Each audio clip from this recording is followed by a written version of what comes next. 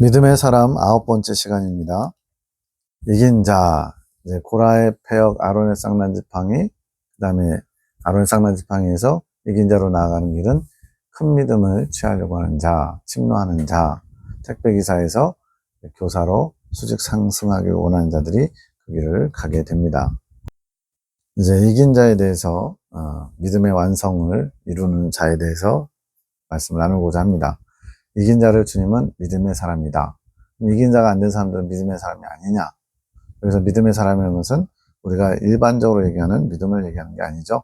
주님께서 원하시는 큰 믿음, 주님을 온전히 딱 믿는 믿음, 그 믿음을 가진 사람을 믿음의 사람, 큰 믿음을 가진 사람, 이긴 자라고 표현하는 겁니다. 이건 뭐 주님께서 그렇게 가르쳐 주시고 주님께서 정하신 거니까 우리가 토를 달 필요가 없어요. 신학적으로 맞네 안 맞네 뭐 내가 만난 하나님은 그런 분 아니네 그렇게 주장할 일이 아니라 예레미야 기록을 통해서 주님께서 온 마음을 열어서 보여주셨다 이렇게 표현합니다. 21년 9월 17일 새벽 2시 20분 나의 질서 위에 너희의 뜻은 무너진다. 여기서 나의 질서 위에라는 뜻은 주님께서 세우신 창조 질서, 주님께서 이 세상을 운행하시는 하나님의 뜻, 섭리 이런 것들이 너희 뜻보다 더 우선되고 또 너희의 뜻이 그것을 대적하면 그것은 무너져야 되는 것이다 이런 얘기죠. 내가 그 일들을 하리라. 너희 하늘 군대 안에 나의 뜻 질서를 세우리라. 21년 9월이면은 4년 전이고 또 아직 뭐가 뭔지 잘 모르는 때예요. 잘 몰라요. 그것이 너희 안에 내가 이루는 연합이다. 이것 또한 너희 안에 내가 이루는 창조 질서니라. 모든 것의 회복은 나의 창조 질서를 세우는 것이다. 주님께서 처음에 창조하실 때 어떤 원칙과 질서를 가지고 하셨는데 인간이 하나님의 뜻을 거스르고 선악과를 따먹음으로써 이런 모든 창조 질서가 무너진 거죠. 흐트러진 거죠. 근데 그걸로 끝난 게 아니라 다시 회복하시는 것이 주님의 뜻이에요. 그래서 창조 질서를 회복한다는 게 뭔지, 창조 목적이 회복된다는 게 뭔지를 알아야 주님의 큰 뜻을 알 수 있게 됩니다. 세운다는 의미는 다시 만드신다는 의미, 재창조죠. 그리고 무너진 것을 다시 세우시는 의미라고 하심. 인간의 불순종으로 하나님의 창조 질서가 무너졌어요. 마치 이루어지지 못할 것처럼. 그런데 주님은 다시 그것을 회복시키려고 작정하신 거죠. 21년 9월 20일 우리의 본질은 참된 예배부터다. 우리 사람의 제일 된 목적은 하나님을 기쁘시게 하는 것, 영원토록 그를 즐거워하는 것, 하나님을 영화롭게 하는 것이 우리의 본분이다라고 웨스트민스터 소리문답, 세례문답이나 학습문답 할 때 배우죠. 그 하나님을 영화롭게 창조주를 높여드리는 것은 참된 예배를 드릴 때 그렇게 되는 거예요. 이 참된 예배도 뭔지를 알아야겠죠. 우리의 본질은 참된 예배를 드리는 자, 하나님은 참된 예배를 받으시는 자. 이것이 창조 목적. 인간을 만드신 목적이 바로 참된 예배를 받으시기 원하셔서 인간을 만들었대요. 그래서 창조 목적이 이것이 회복되려면 참된 예배가 회복되는 것이다. 참된 예배를 받으시려고 만든 게 창조 목적이니까요. 참된 예배자는 참된 예배를 드리는 예배자. 뭐 말을 이렇게 풀어 쓴 것밖에 아니죠. 참된 예배에서 참되는 옳음, 온전한 것. 앞선 형상에서 선한 것은 뭐라고 했어요? 우리가 생각하는 도덕적이고 윤리적이고 인간적인 건 말하는 게 아니고 하나님만이 선이에요. 그리고 하나님으로부터 온 것만이 선이에요. 그러니까 일반적인 도덕 기준으로 참된 것 또는 선한 것 이거 생각하면 안 되는 거예요. 참된 것, 진리죠.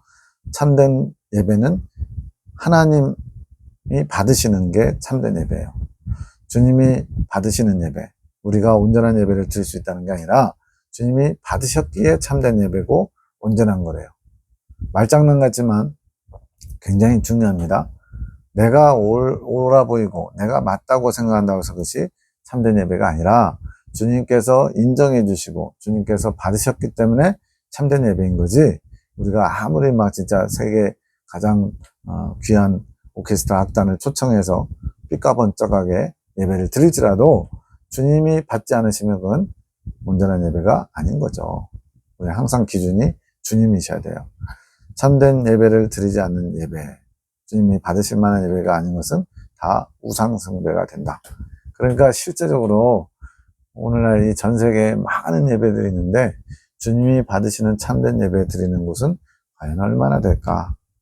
뒤에 나오지만 참된 예배자는요, 이긴 자부터 참된 예배를 드릴 수 있다고 주님 얘기하셔요. 여기 나오네요. 예배자는 이긴 자가 된 때, 흰옷을 입은 때, 대제사장의 사명을 받은 자. 그러면 나머지 이긴 자가 되지 못한 사람들은 참된 예배자가 될 수 없다는 얘기기도 하죠.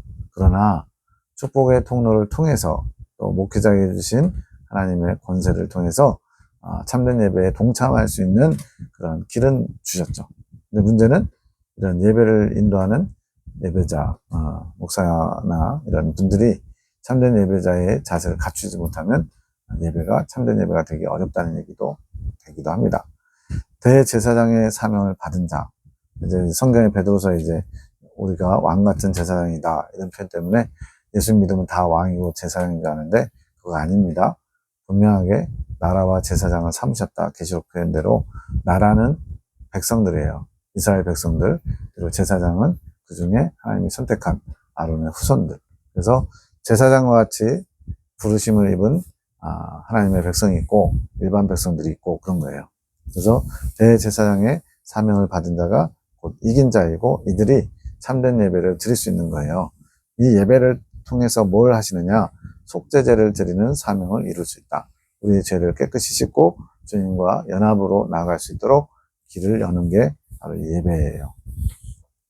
대제사장이 자신을 위한 속죄제를 드리는 것. 이건 레위기 16장에 보면 속죄제사가 나오는데 온 이스라엘 백성들의 1년 동안 지은 죄를 대속제일에 속죄제사를 드립니다. 그런데 문제는 대제사장 아론의 후손들도 죄인이라는 게 문제예요. 근데 하나님의 대제사장은 죄가 없어야 되거든요. 그래서 일반 백성들을 위한 속죄제사를 드리기 전에 먼저 대제사장 자신을 위한 속죄제사를 먼저 드려요. 그것이 참된 예배를 통해 사죄 은총을 받는 것. 본인이 먼저 사죄 은총을 받아야 돼요. 사죄 은총은 자범죄를 용서받는 것이에요. 그리고 영적 할례의 은총이 있는데 그것은 이제 원죄가 뿌리 뽑히는 것, 익은 열매가 됐을 때 받는 것. 그래서 사죄 은총을 받는 건 언제냐? 이긴 자가 됐을 때 사죄 은총을 받는다 하는 겁니다. 그것이 자범죄를 사함받는 거예요. 그리고 익은 열매가 되었을 때 영적 할례 은총을 받아서 죄성이 뽑히는 거고요. 그래서 참된 예배를 통해서 사죄 은총을 먼저 받아야 돼요. 그것이 대제사장이 아론의 후손들이 자신의 죄를 먼저 씻는 자신을 위한 속죄제사를 먼저 드린 것과 같은 이치라는 거죠. 그렇게 해서 이제 깨끗함을 입었어요. 죄 문제가 해결됐어요. 죄사함 받았어요. 그래서 대제사장으로서 속죄제를 드릴 수 있는 일반 백성들, 다른 사람들을 속죄하는 제사에 동참시키고 이끌 수 있는 사명을 이루는 거예요. 이건 굉장히 어려운데 또 중요한 거예요. 그래서 이긴 자들은 바로 대제사장의 사명을 가지고 축복의 통로로서 다른 사람들을 참된 예배의 자리로 인도하고 이끌 수 있는 사명을 가진 거예요. 본인이 먼저 대제사장의 자격을 갖춰야죠. 자범죄, 사죄 은총을 받아야 됩니다. 그래야 대제사장으로서 그 제사를 집례할 수 있는 거죠. 그래서 이긴 자는 교회 시대에 이 땅에 사는 동안에 자신의 죄를 먼저 해결해야 되는 거예요. 그 부분은 이제 또 다시 나올 겁니다. 21년 9월 26일 창조 계시기도 나는 창조주다. 이 부분 두 군데에 이 비슷한 내용이 나오는데 굉장히 감동적이에요. 나는 창조주다. 이 수많은 별들의 아름다움을 보아라. 요즘은 도시에서는 별들이 안 보여서 별로 감흥이 없겠지만 시골 내려오면 별들이 반짝반짝 아주 그냥 쏟아질 것처럼 많이 빛나는 공기 깨끗한 데 살면요. 별들이 얼마나 아름다운지 몰라요. 이 별들은 너희의 하나하나 영혼의 아름다움을 모델로 두고 만들었단다. 이거 가지고 뭐 창조의 순서가 별들이 먼저 아니냐 뭐 이거 따지지 마세요. 주님께서 그렇게 만드셨고 또 그렇게 보신다는 거예요. 이미 하나님 안에서 영혼들이 창조되기 전에 이미 이 별들이 그 모델로 만들어진 것이라 말씀하시는 거예요. 실제로 이 땅에 태어난 이후의 모델이 아니라 주님 안에서 이미 영혼들은 다 존재했던 거죠. 이 별들은 너희 하나하나 영혼의 아름다움을 모델로 두고 만들었단다. 그래서 그 빛나는 별들의 아름다움이 영혼들의 아름다움이라는 거죠. 근데 이거는 타락하기 전에 너희 영혼의 아름다움이 이 별과 같이 아름답게 빛날 것이었다. 주님의 창조 계획이었어요. 해는 우리 창조주의 빛이며 다른 나의 어머니의 그윽한 아름다운 사랑의 빛이며. 성모 마리아에 관련된 건데 이 부분은 개신교 분이라서 조금 걸림이 된다면 그냥 넘어가시면 되겠습니다. 주님께서 그렇게 상징적으로 해와 달을 의미 부여를 하시는 거예요. 이 별들은 너희의 한 생명 한 생명의 상징이란다. 이 아름다운 별들을 볼 때 내 마음은 너무나 슬프단다. 주님의 마음이 왜 슬플지를 묵상해야죠. 주님을 왜 새벽별이라고 하셨을까? 나는 광명한 새벽별이라 계시록에 나오는데 내가 왜 새벽별로 상징되었겠느냐? 나는 너희들 앞에 맏아들로 세워지지 않았더냐? 우리의 맏아들이 되시죠. 가장 빛나는 별, 나는 너희를 창조 질서의 회복으로 이끄는 새벽별이니라. 즉 우리 지금 중재자 역할을 예수님 감당하셨거든요. 아버지 하나님과 죄로 인해 관계가 막혀버린 우리를 주님께로 이끌기 위해서 중재자로서 창조 질서의 회복을 이끄는 새벽별, 새벽에 가장 빛나고 또 아침 여명이 밝아오는 것을 새벽별을 통해서 알 수 있거든요. 이 별들을 창조할 때 내 마음은 온통 기쁨이었단다. 성경에 보시기에 심히 좋았더라. 사람들을 창조하시고 말씀하시죠. 너희 한 생명 한 생명 나와의 연합을 꿈꾸며 행복해 했단다. 주님께서 생명의 연합, 신인 합일, 이것이 창조 목적이기 때문에 그래요. 이제는 내가 창조한 별들을 너희가 바라볼 때 나의 창조 때의 기쁨과 우리가 이제 하나님께서 창조하신 별들을 실제로 볼 때 그 별들의 아름다움을 보면서 예수님이 얼마나 창조하실 때 기쁘셨을까 그것을 생각하고 또 그러한 기쁨을 깨뜨린 창조 질서가 깨져서 온통 상처투성인 내 마음을 기억하며 나를 위로해라오. 저도 이 예레미야 기도원의 계시를 받으면서 크게 충격받은 것이 주님도 위로가 필요하시구나 이거였어요. 그전에는 이제 주님은 항상 뭘 주셔야 되는 분, 이미 창조주시고 절대자이시기 때문에 부족함이 없으신 분이기 때문에 우리의 위로나 이런 건 별로 필요하지 않다 생각했거든요. 근데 주님은 내 마음이 얼마나 아픈지 아느냐? 나의 위로자가 되어다오. 굉장히 인성의 예수님의 모습을 보여주십니다. 나는 나의 별들을 찾기에 지금도 온 힘을 쏟고 있단다. 주님께서 열심히 일하시는 목적이 뭐냐면 잃어버린 별들을 찾는 거, 잃어버린 영혼들을 주님께로 다시 이끌어오는 거래요. 나의 별들을 찾아다오. 나의 아름다운 별들을 찾아다오. 너희는 나의 아름다운 별들이라. 지금 여기에 동참하고 계신 분들 말하는 거예요. 왜 해와 같이 빛나게 하신다고 하셨을까? 주님과 연합된 몸으로 영계의 해이신 주님처럼 아름다운 자가 되기 때문에 해와 같이 빛난다. 당신의 그 성김이 천국에서 해같이 빛나리 이런 찬양도 있잖아요. 해와 같은 영광을 원하신다면 주님과 생명의 합의를 이 땅에서 이루어야 합니다. 완덕에 이르는 것, 그것이 해와 같이 주님과 연합된 완전한 하나됨을 말하는 거예요. 주님의 창조 계획은 생명의 내주합일된 익은 열매에서 완덕까지였음. 이게 무슨 말이냐면 아담과 하와를 처음 만들었을 때 순수한 자유의지를 가지고 있었어요. 타락하기 전에. 그래서 그 상태가 이제 우리가 광야 연단을 거쳐서 내면이 정결케 된 이긴 자의 상태, 이게 아담의 처음 상태를 회복한 거예요. 광야 연단 과정을 통해서. 그리고 이제 이 아담의 창조 때부터 주님의 창조 계획은 생명의 합일, 익은 열매에서 나아가 완전한 하나, 완덕까지 이르는 것이 주님께서 창조하신 목적이었다는 거예요. 그러니까 아담이 타락하면서 지금 이긴 자 상태에서 오히려 광야 또 불신자 아래로 뚝뚝 떨어지는 거죠. 지옥으로 한없이 가까워진 거죠. 이 지옥에 속해 있던 우리를 끌어올리셔서 처음 아담의 상태로 회복하시는 것이 이긴 자고, 이긴 자 상태에서 이제 주님이 이제 창조 질서가 회복되었기 때문에 창조 목적의 회복, 신인 합일과 완덕에까지 나아가도록 이끄신다는 거예요. 굉장히 뭐랄까요, 스펙터클합니다. 주님의 뜻을, 계획을 알게 되면. 그러니까 지금 대부분의 사람들이 지금 처음 창조하실 때 처음 상태의 모습으로 회복되는 과정이 지금 연단을 통해서 지금 훈련받고 있는 거죠. 별은 창조 계획이었던 익은 열매를 상징. 그러니까 처음에 창조했을 때의 그 아름다움을 그대로 간직한 모습이 익은 열매의 모습이라는 거예요. 주님이 기뻐하시는. 21년 10월 3일 새벽 6시 45분 주님의 의지가 나의 것을 회복을 원한다. 나의 것으로 회복을 원한다. 창조 목적의 회복.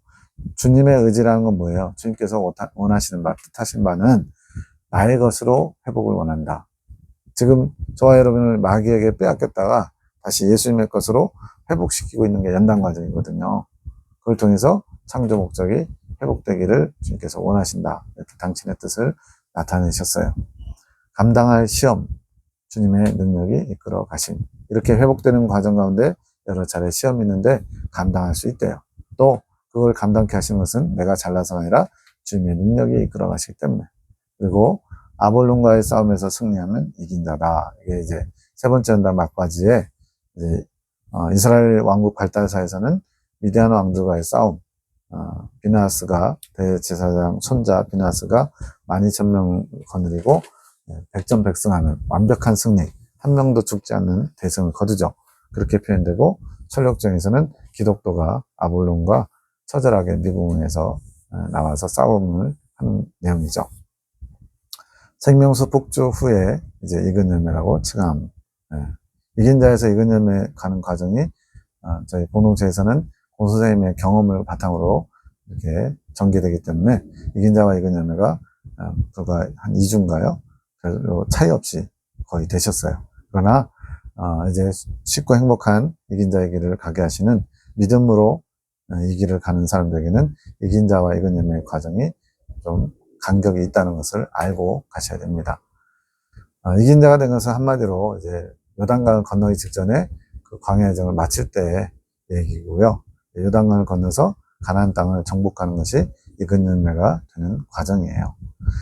자, 주님이 보시는 관점에서 이긴 자의 상태는 이긴 자의 어떤 내면의 모습을 주님께서 어떻게 보시냐면 오직 주님만을 위해 살고 싶은 마음이 충만한 자. 이제 이 땅에 미련두지 않고 오직 주님만을 위해서 살고 싶다는 마음이 충만하대요. 근데 삶의 능력은 아직 없는 자. 마음만 원하는데 아직 육신이 부족한 자.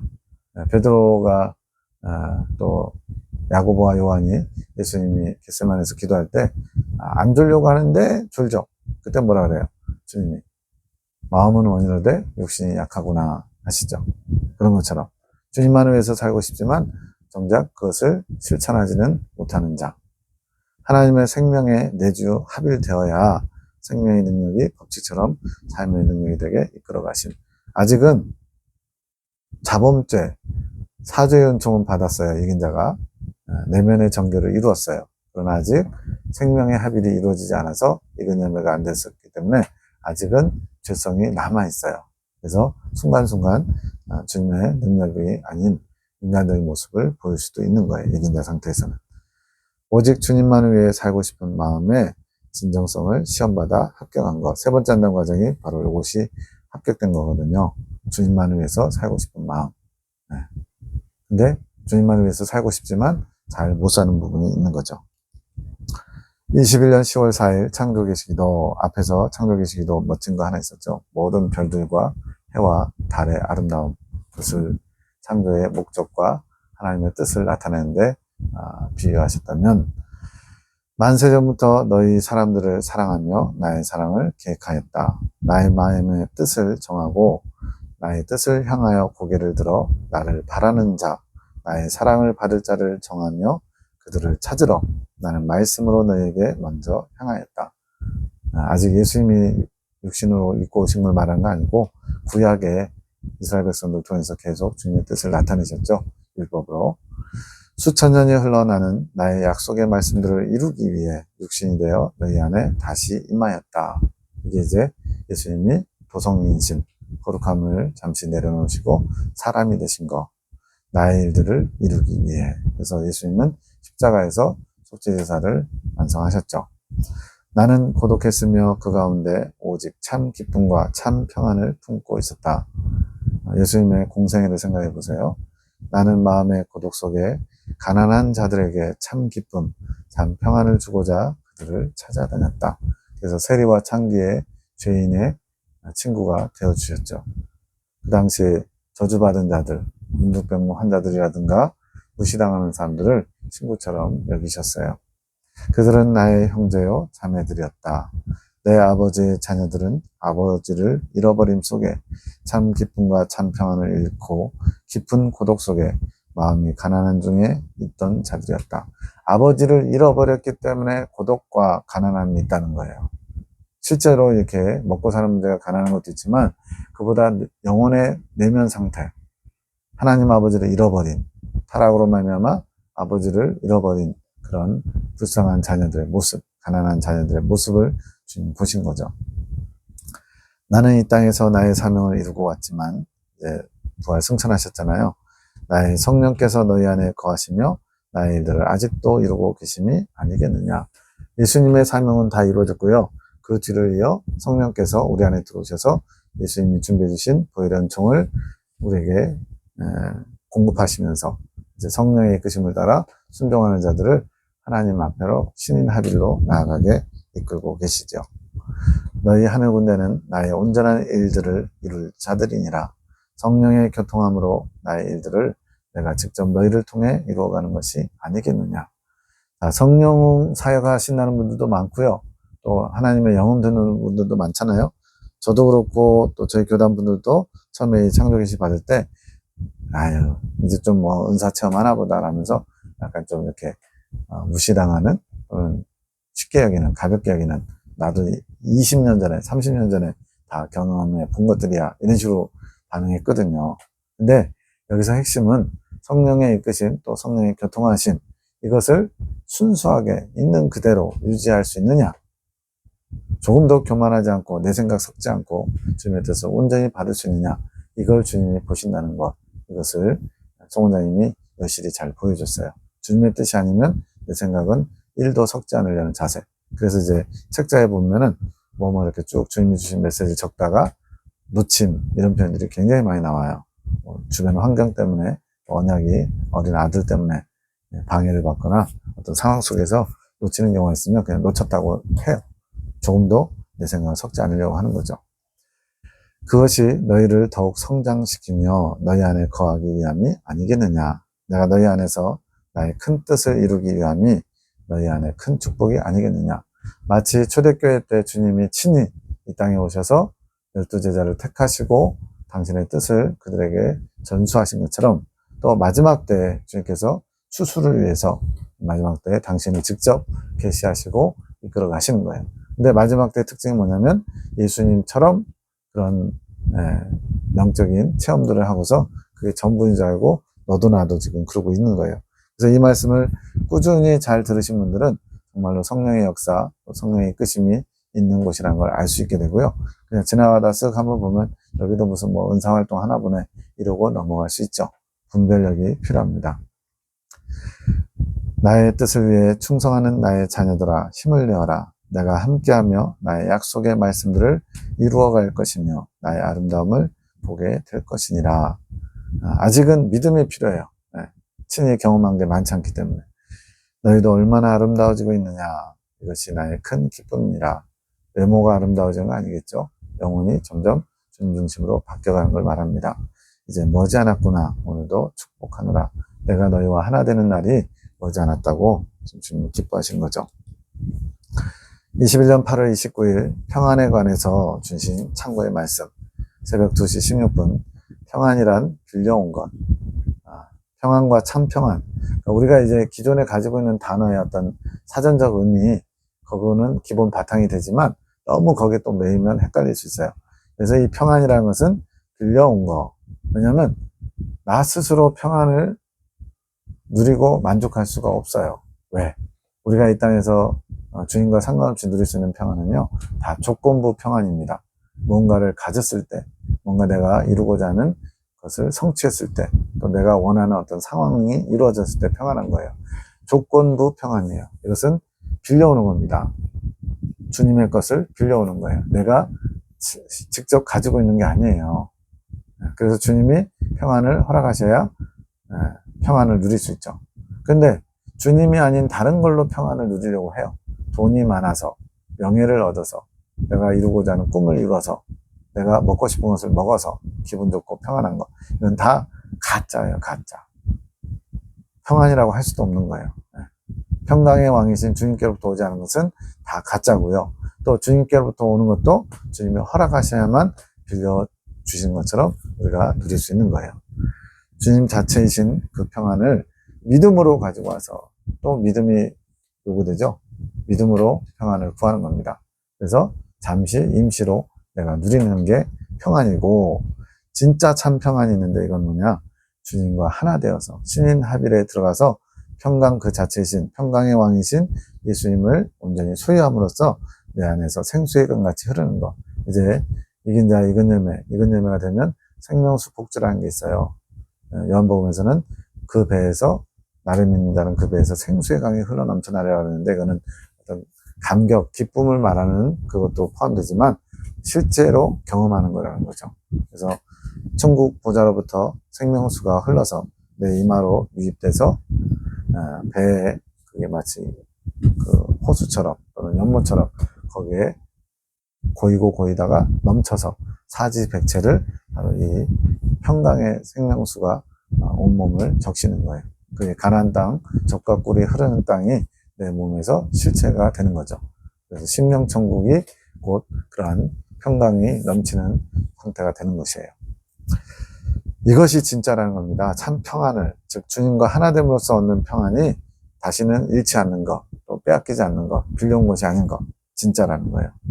주님 것이 내 것이고 내 것이 또 주님 것인 것, 주님과 내가 하나 됐기 때문에. 그래서 계시록 마지막 장에는 성령과 신부가 말씀하시되 오라 하시는도다, 목마른 자는 값없이 와서 생명수, 생수의 물을 받아 마셔라, 이렇게 천국 초청하죠. 성령과 신부가 하나 되었기 때문에 마치 신부가 자기가 주인인 것처럼 천국의 유업을 나눠주는 거예요. 2층천, 1층천 성도들에게 천국을 유산처럼 나눠주는 거죠.